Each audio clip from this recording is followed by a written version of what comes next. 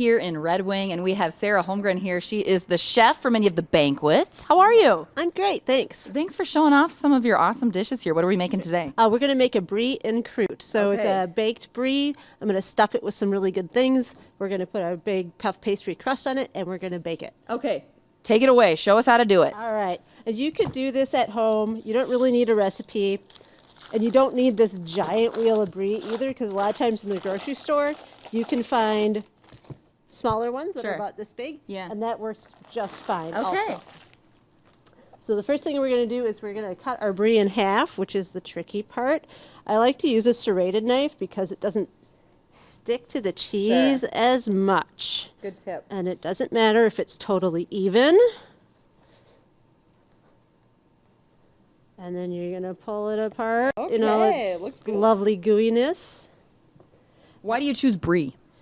Because once we bake it in the crust, it's going to be really super melty. Okay. And then it's really amazing with crackers or baguettes. Okay. So today we're going to stuff it with some dried fruits. I've got dried apricots. And you're going to want to try and stay away from the edges a little bit. And then we've got some dried cherries.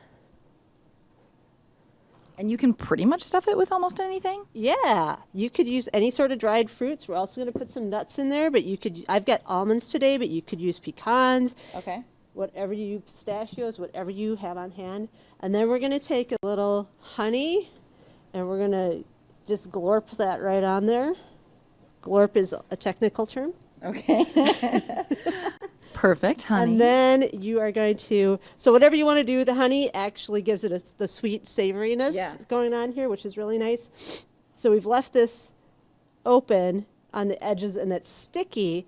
So what we're going to do is going to flop this back on here and squish all the edges back together. So it just kind of glues itself right together and seals. And you can do this with a smaller version of Brie? Yep. Okay. You can.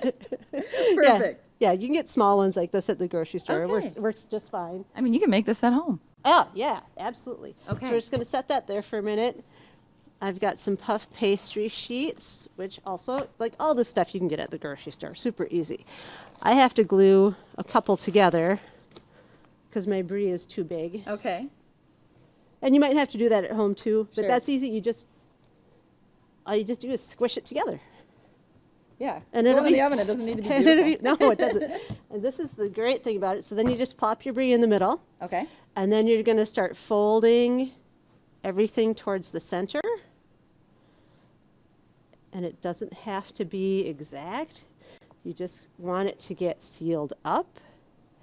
And then you don't have to be an artist to do this. You're just going to you don't want to cut through the pastry.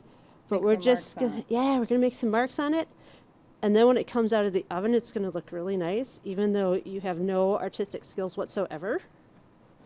Perfect. Yeah, it's like the big cheaters trick of like making this look gorgeous. So you did this really quickly. I like this. Well, it's because I've done it like 100 times. Sure, but you teach it so well, and you could do this at home with your kids. Yeah, you could totally do this with your kids, and then you can bake it just like this. But if you take egg wash. And I just use whole egg and blend it together. Right, those aren't just egg whites. No, but it's just the whole egg. I'm going to say for one this big, you'd probably use 2 eggs would cover it. Okay. So you just paint this on. What's the difference of using egg whites or the whole egg for the egg wash? I don't know. Okay. I don't know either. Noted. Then I don't need to separate the egg whites anymore. That's what I'm learning. Mix the whole thing up like you're making scrambled eggs for breakfast. That'll be perfect. Yeah, that question's for a pastry chef, which I'm not. But I mean, if you don't notice a difference, then I definitely won't either. So perfect. No, and this gives it a nice golden brown. So then I usually put this on some parchment paper so it doesn't stick, and it's going to be easy to get off of there. And that plops right in the oven? Plops right in the oven.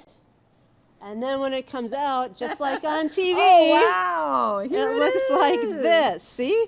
Okay. So it's like you can see all those little lines in there. Yeah. Makes it pretty. This is beautiful. But you didn't really have to be a pastry chef to do that. No. And so then... Now comes the best part. Yeah. Then for serving, I usually like to get it started because nobody wants to take the first piece. Oh, my goodness. So That's awesome. I usually just kind of set it aside. So you can see it's all melty and gooey don't know if you see So that. what do you there. serve this for? Appetizer at the beginning? Or is this dessert? I'm confused what you serve this for. You could do both. Usually here at the hotel, we serve it as an appetizer. Sure. And so we usually have, garnish it with some grapes and strawberries, and then have some crackers and baguettes, maybe some crostini to smear Okay. all that goodness onto, and Wow. yum yums. Ooey gooey goodness. That's what Yeah. that is. Yeah. Okay. Sarah, thank you so much. You said you have some clients coming tonight? Yep, we have an appetizer party, a 50th anniversary Okay. party tonight. So You'll be busy with that this evening. yeah, that pops off in about an hour. So Okay. St. James Hotel, thank you so much for showing this off. Now we need to you're find some welcome. forks. Yes. Next plan of action is finding some forks. All right, we'll post this video on our website. You can make this at home. absolutely, easy peasy.